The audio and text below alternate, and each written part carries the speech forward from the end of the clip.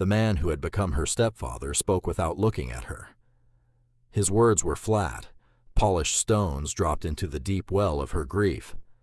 He did not say he was sorry for her mother's passing. He did not ask if she was all right.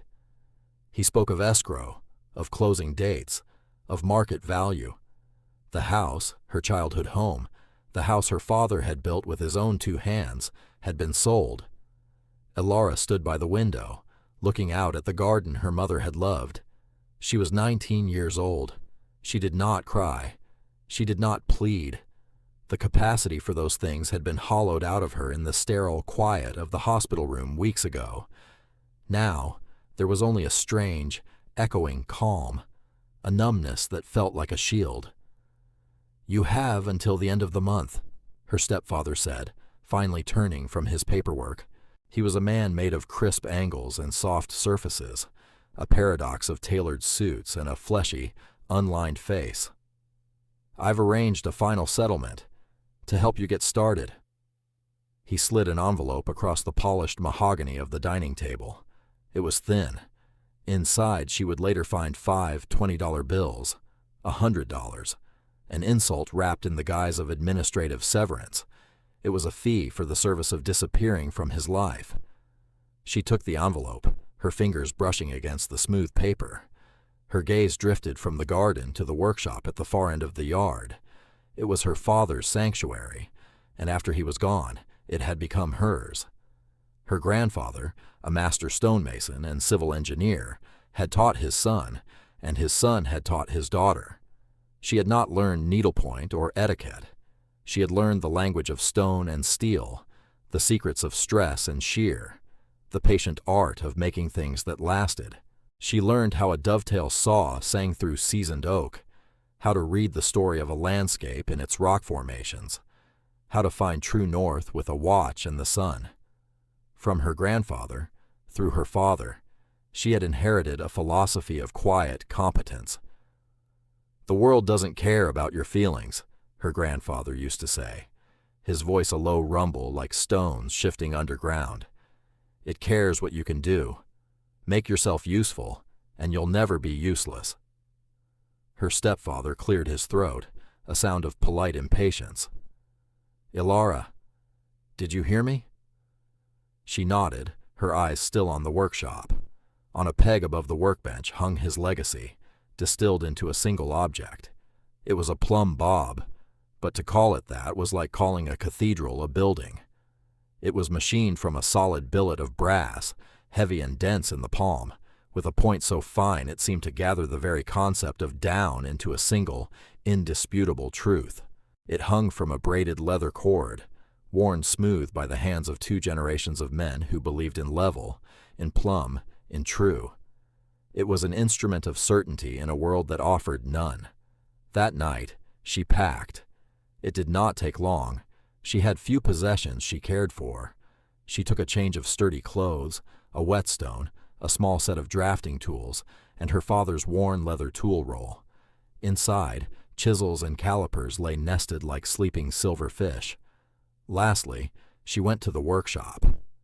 The air still smelled of sawdust and linseed oil, a scent more like home than the house itself. She took the brass plumb bob from its peg. The weight of it in her satchel felt like an anchor, the only thing keeping her from floating away. She did not look back at the house as she walked down the gravel drive for the last time before dawn.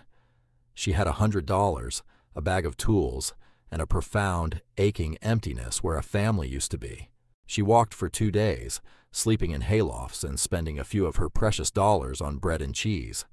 On the 3rd day, a freighter named Jed, hauling timber to the Western Territories, let her ride in the back of his wagon. He was a man of few words, which suited her perfectly. She watched the gentle, rolling hills of her childhood flatten and then roughen, rising into the stark, granite-toothed mountains of the frontier. This was the country her grandfather had spoken of, a place where the bones of the earth lay close to the skin. They parted ways in a dusty, wind-scoured town that was little more than a crossroads with a county clerk's office, a general store, and a blacksmith.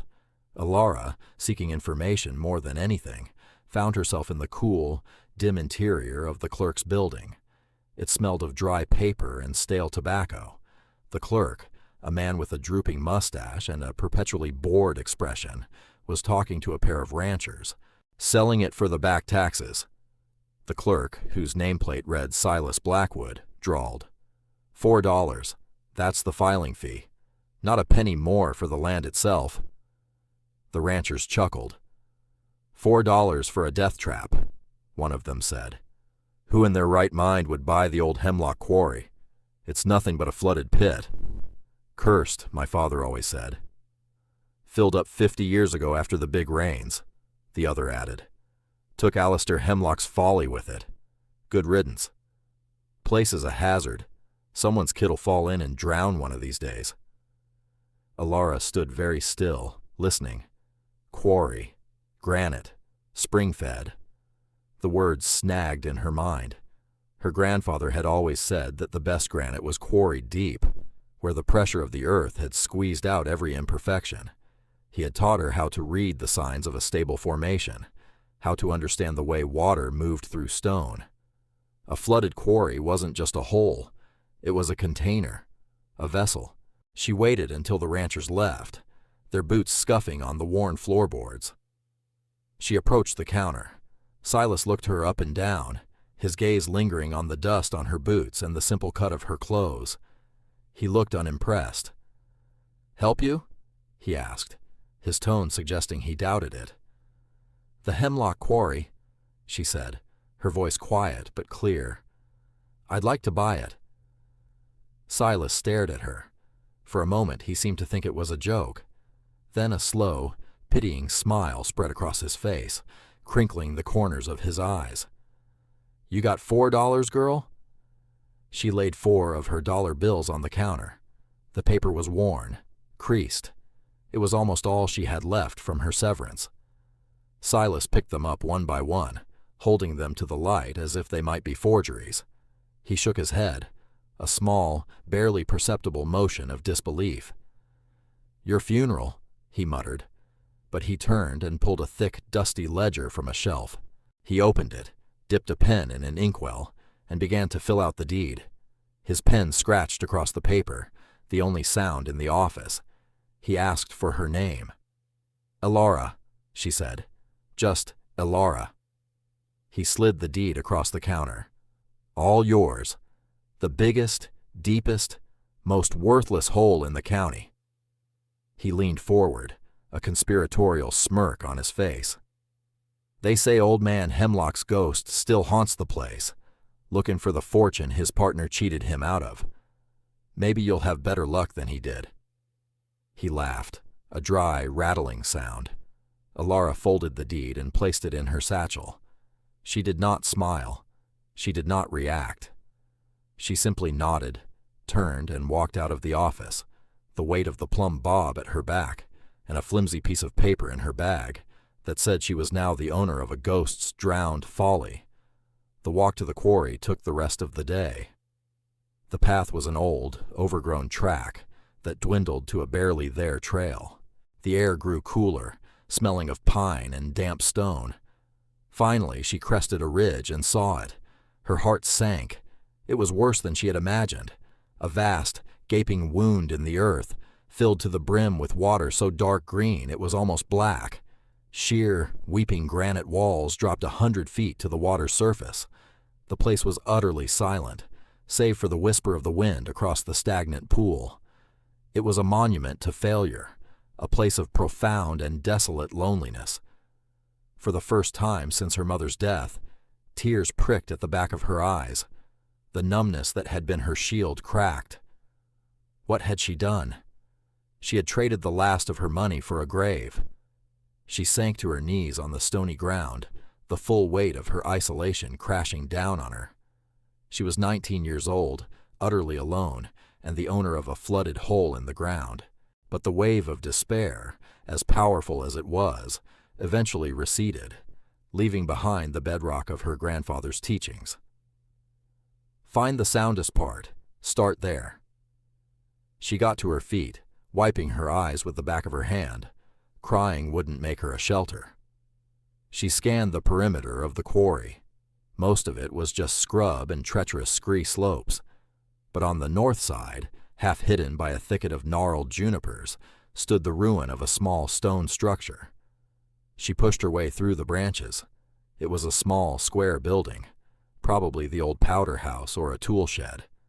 The roof had long ago collapsed, and one wall had partially crumbled, but the other three seemed, at a glance, to be mostly intact. It was not a home, but it was shelter from the wind. It was a start.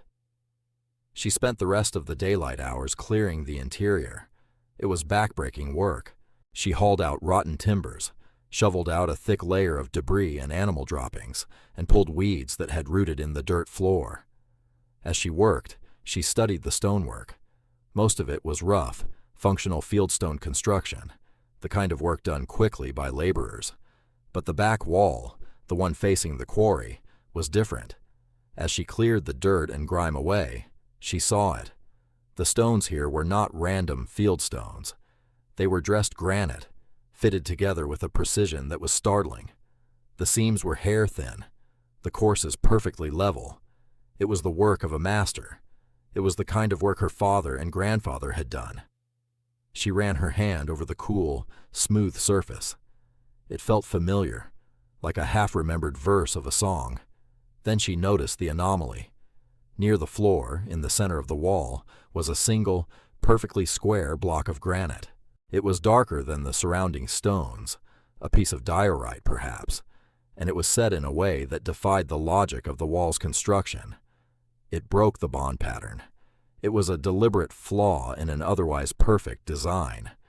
Her grandfather had taught her that a true craftsman never makes a mistake, but sometimes he leaves a mark, a signature that only another craftsman can read. She unslung her satchel and took out the brass plumb bob. The evening light was fading, casting long shadows. She held the bob's leather cord against the top of the wall, letting the heavy brass point hang down. It fell perfectly, tracing an invisible line of pure verticality. She moved it along the wall, checking the courses. Perfect, perfect, perfect. Then she held it over the strange, dark stone. The point of the bob did not hang flush with the face of the stone below it. It was off, by less than 1/16 of an inch, but it was undeniably off. The stone was recessed, angled ever so slightly inward. It was a key, not a key for a lock, but a keystone, set in the wrong place, bearing the wrong load. It was an invitation, a puzzle left by a mind that thought in stone and gravity. A flicker of something, not hope, not yet, but a fierce, burning curiosity, ignited within her. The ghost of Alistair Hemlock, it seemed, had a story to tell, and he had written it in a language she understood. The summer that followed was a trial by fire and dust. A brutal, relentless drought settled over the region. The sun beat down from a mercilessly white sky. Creeks dried up, fields turned to tinder, and the air grew thick with the haze of distant fires. For the townspeople, it was a catastrophe. For Alara, it was a revelation. Slowly, week by week, the water level in the quarry began to drop. At first, it was 1 inch, then 2. A dark, slimy ring appeared on the granite walls, marking the water's former height. Alara worked, surviving on the fish she caught and the sparse berries she found. She reinforced the walls of the shed, built a crude roof from scavenged timbers and pine boughs, and spent her evenings by candlelight, studying the strange wall, measuring its angles, calculating the forces at play. One sweltering afternoon in late August, she saw it, a dark shape breaking the surface of the water, not far from the center of the quarry. As the water receded further over the next few days, the shape resolved itself. It was the peak of a stone roof. Then, below it, a line emerged, a diagonal slash against the vertical cliff face. It was a staircase, a set of stone steps, slick with green algae, leading down from a now exposed ledge and disappearing into the murky depths. The sight sent a shiver through her, a thrill of discovery that defied the oppressive heat. The steps were not random. They were perfectly cut, leading from a specific point on the cliff face downwards. They led to something. The drought had also exposed more of the base of her shed. The foundation, she discovered, was not dirt, but a solid granite shelf, the same shelf from which the hidden staircase began its descent. The shed was not just a shed, it was an entrance, an airlock. Her attention returned to the diorite keystone. It was not meant to be pushed or pulled. Her grandfather's lessons echoed in her mind. Every force has an equal and opposite reaction. Use the weight of the thing itself to move it. She began to tap the wall around the stone, listening to the sound. Most of the wall returned a dull thud, but the stones directly above the keystone rang with a slightly different pitch, a subtle resonance that spoke of a cavity behind them. Using a pry bar and her knowledge of leverage, she worked for 3 days, patiently and methodically, to dislodge the stone directly above the keystone. It was a counterweight. With a final, groaning scrape, it shifted, and the dark diorite block below it sank silently into the wall by a hand's breadth, revealing a dark, square opening. A wave of cool, musty air washed over her, a smell of deep earth and time itself. Peering into the darkness, she saw a small, stone-lined chamber, and in the center of the chamber sat a small, iron-strapped chest. It was not large, but it was heavy. It took all her strength to drag it out into the dim light of the shed. The iron was pitted with rust, but the wood, some kind of dense, oiled hardwood, was perfectly preserved. The lock had long since corroded. Using a chisel as a wedge, she carefully prized the lid open. The sight made her breath catch in her throat. The chest was filled to the brim with gold coins, not dollars but old, heavy sovereigns and eagles, glowing with a soft, buttery light. They were packed tightly, a solid mass of wealth that felt impossible. Beneath the top layer of coins, her fingers found something else. It was a heavy, oilskin-wrapped packet. She lifted it out. The oilskin was stiff but still supple. She carefully unwrapped the layers, her heart pounding. Inside was a thick, leather-bound journal. The cover was embossed with a single, elegant letter, H. She sat on the floor of her crude shelter, the impossible weight of gold beside her, and opened the book. The first page read, in a neat, angular script, "The Journal of Alistair Hemlock, property of a man betrayed." She read for hours as the sun set, and a vast, starry sky opened up above the quarry. The journal was not a diary of feelings, but a logbook of work, and a testament of will. Alistair Hemlock had been a brilliant engineer and stonemason, a man who, like her grandfather, saw the world in terms of forces and materials. He had designed the quarry not just for extraction, but with a unique system of pumps and sluices that made it the most advanced of its time.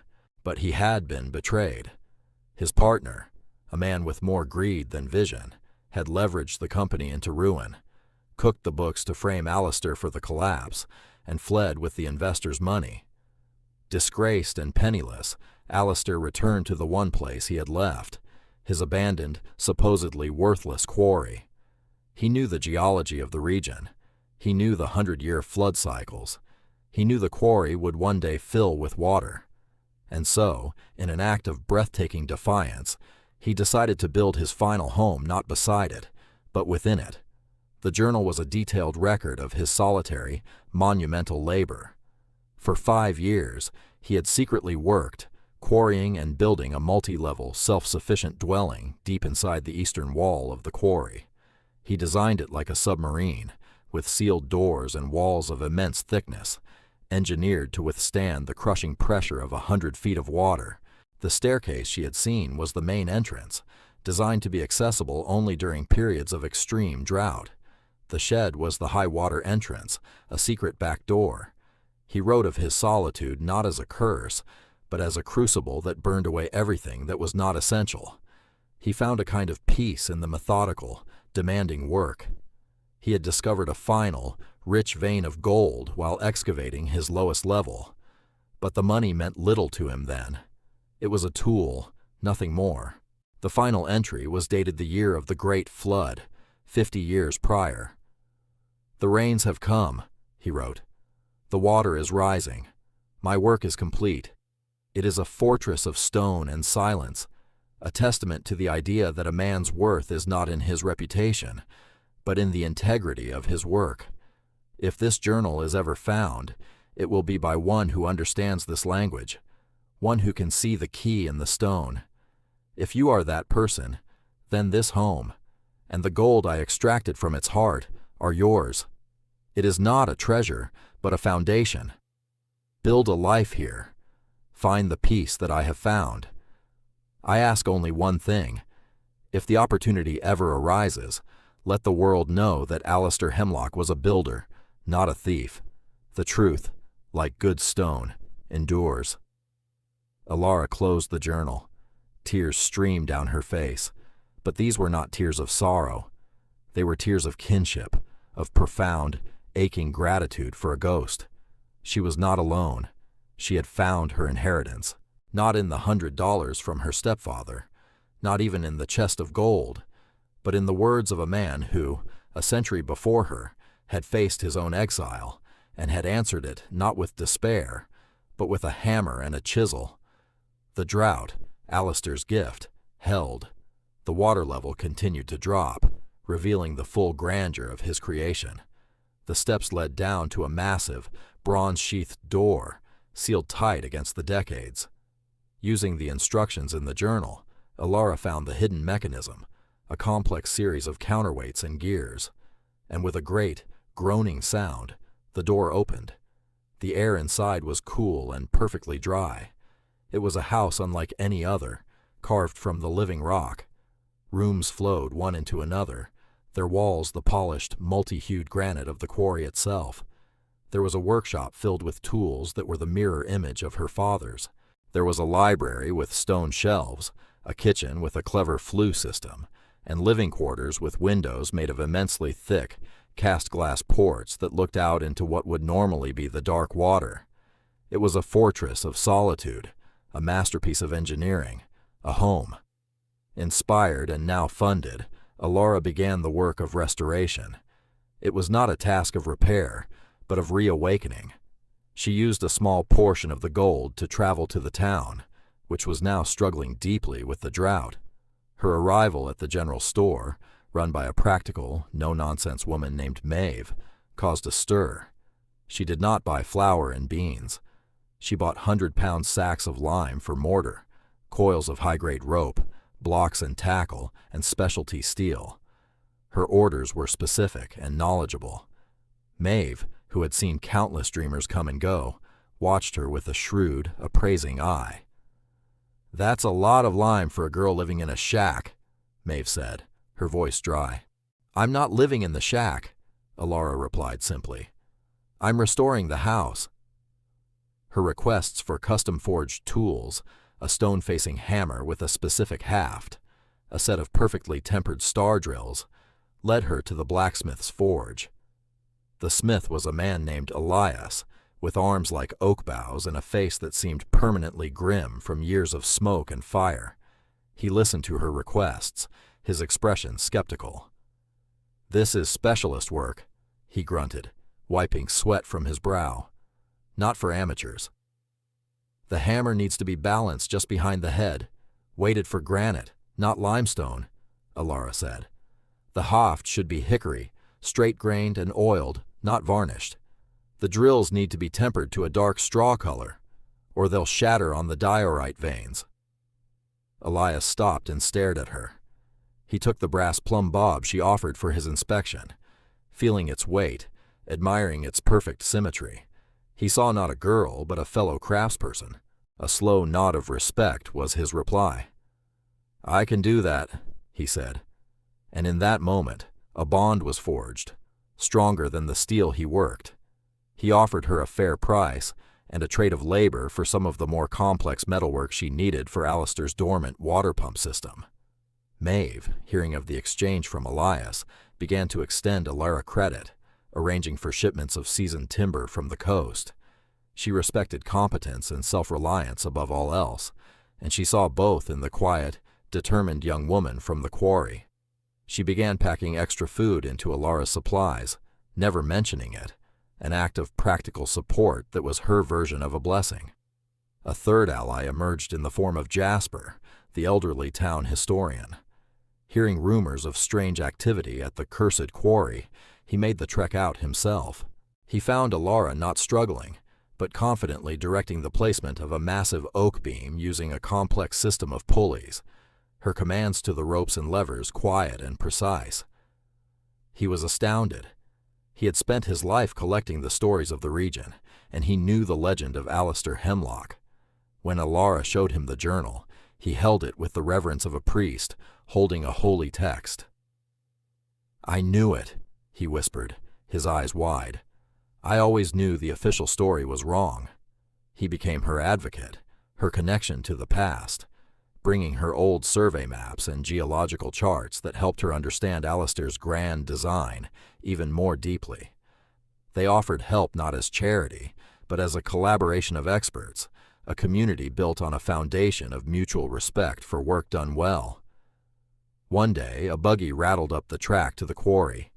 It was Silas Blackwood, the county clerk. He had come with a local speculator, intending to show him the folly he had sold for a pittance and have a good laugh. He found the path cleared, the old shed repaired and serving as a proper workshop, and he saw Alara directing Elias and a few other men she'd hired as they installed one of the massive cast-glass windows she'd had Maeve freight in. Silas's jaw dropped. He saw not a derelict hole, but a thriving, ambitious construction site. He saw the gleam of the bronze door far below. He saw the order, the purpose, the sheer scale of the work. You, he stammered. Alara paused her work and looked at him. She didn't smile or gloat. She simply met his gaze with a calm, level look. "Can I help you, Mr. Blackwood?" she asked. The speculator looked from the dumbfounded clerk to the incredible scene below and began to laugh. The story of how Silas Blackwood sold the Hemlock fortune for $4 became a local legend, a source of quiet amusement for years to come. Silas never came back to the quarry. His dismissal had been her catalyst, and his humiliation was a quiet, satisfying postscript. As autumn approached, the sky, which had been a sheet of burnished brass for months, began to bruise with gray clouds.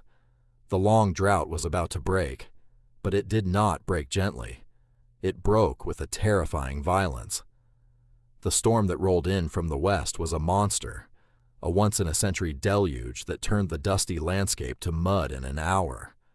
Rain fell in solid, wind-driven sheets. The town, situated in a low-lying valley, was in mortal danger. The dry, cracked earth could not absorb the downpour, and the local river began to rage, swelling over its banks and turning into a brown, churning torrent. A flash flood was imminent. While the town panicked, Alara was calm. She had read Alistair's journal cover to cover. She knew this was coming. He had foreseen it. The quarry was not just a mine or a home.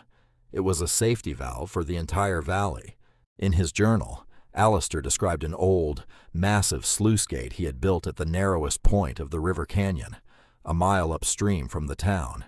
It was designed to divert catastrophic floodwaters away from the valley and into a secondary channel that led directly to the quarry. It had been sealed for over 50 years. While the storm raged, Alara, along with a skeptical but trusting Elias, raced to the location. It was a terrifying scene. The river was a monster, tearing at the canyon walls, but the gate was there, exactly as Alistair had described, a massive wall of iron and stone, its control mechanism hidden behind a rock face. Working with a frantic but focused energy, using the tools Elias had forged, and the knowledge she had gleaned from the journal, Alara fought to open the gate. The mechanism was stiff with decades of disuse. The roar of the water was deafening. It was a battle of leverage and engineering against the raw power of nature. Finally, with a great, shuddering groan that echoed through the canyon, the massive gears engaged. The sluice gate began to open. A massive volume of water, a significant portion of the flood's crest, diverted from its path to the town and began to pour down the channel toward the quarry. They had done it. Back at the quarry, Alara watched as the water began to rise. The torrent from the sluice channel filled the vast bowl with shocking speed. The staircase vanished. The bronze door was submerged. The water kept climbing, returning the quarry to the state in which she had first found it, a deep, dark lake. But this time she was not outside looking in with despair. She was inside, looking out. She stood in the library, looking through one of the thick glass ports as the water rose past her level, the world outside turning from gray sky to a swirling, earthy brown, and then to a silent, submarine green. The house of stone held. It was utterly silent, utterly still. The storm raged above. But down here, in Alistair Hemlock's sanctuary, there was only a profound and absolute peace. She had not only saved herself, she had used the legacy of the outcast to save the community that had begun to accept her. In the aftermath of the storm, Alara became more than just the strange woman from the quarry. She was a hero. The town, saved from ruin, looked at her with awe and gratitude. With the help of Jasper and the official town records, she presented Alistair Hemlock's journal to the county council. The evidence was irrefutable. His name was officially cleared, his reputation restored. The site was formally renamed the Hemlock Preserve in his honor, a tribute to the man whose foresight had saved them all. A year passed. The quarry was a beautiful, placid lake, its surface mirroring the sky. Life settled into a quiet, contented rhythm. Alara was no longer an outcast. She was the steward of the preserve, a respected member of the community. Elias, Maeve, and Jasper were her firm friends, her found family. She had perfected Alistair's designs, adding her own innovations. A clever, submersible lift, powered by a water turbine she'd built, now descended from the old shed, providing dry, easy access to the magnificent home below the water's surface. She spent her days working on her projects, maintaining the intricate systems of the house, and her evenings reading in the silent, stone-walled library. One evening, she stood on an interior balcony that overlooked the main chamber of the house. The light from her lamps gleamed on the polished rock walls. On her workshop table below, two objects sat side by side. One was her grandfather's brass plumb bob, its point a perfect, unwavering declaration of truth. The other was a small, intricately carved bird, fashioned from a piece of white quartz. She had found it on Alistair's desk, exactly where his journal said he had left it. The two inheritances, one of skill and one of purpose, were finally united. She looked out through the thick glass port into the deep, quiet green of the water. Fish drifted past in the gloom. She was home. She had come to this place with nothing but grief and a handful of tools, cast out and alone. She had bought a hole in the ground, a place others saw as worthless, cursed. But her true inheritance had never been the $100 of severance, or even the chest of gold coins. Her true inheritance was the knowledge passed down to her, the resilience it had fostered, and the quiet voice of a kindred spirit reaching out across a century to tell her she was not alone. The $4 she had spent in a dusty office, an act of sheer desperation, had bought her a future, a community, and a profound sense of peace. It was, she knew with a certainty as true as her grandfather's plumb bob, the best money she had ever spent.